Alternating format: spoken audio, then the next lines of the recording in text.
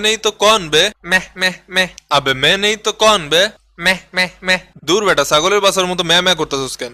আইছে আসল ছাগলের বাচ্চা তো আপনি, দা রিয়েল গড। উনি ছাগলের বাচ্চা না, উনি ছাগল, তুই বাচ্চা। কিরে, এক ম্যাচে বিশেষ অতিথি হিসেবে নাইমে বল ফুটিছে নাকি তোমার?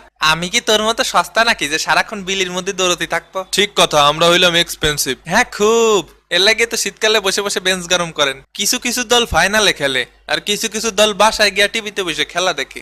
ভাই কি আমার কিছু বললেন? কই না তো। কিরে মিশন হেক্সা? নির্ঘাত আমারে বলছে। কই না তো।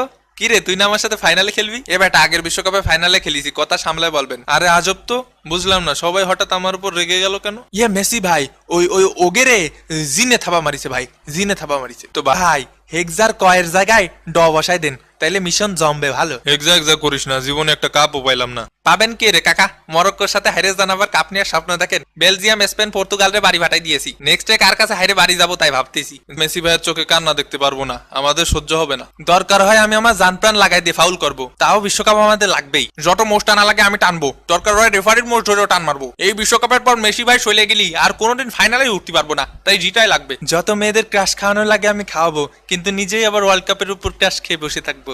ইয়ে ভাই, স্বপ্ন এখন আকাশচুম্বী।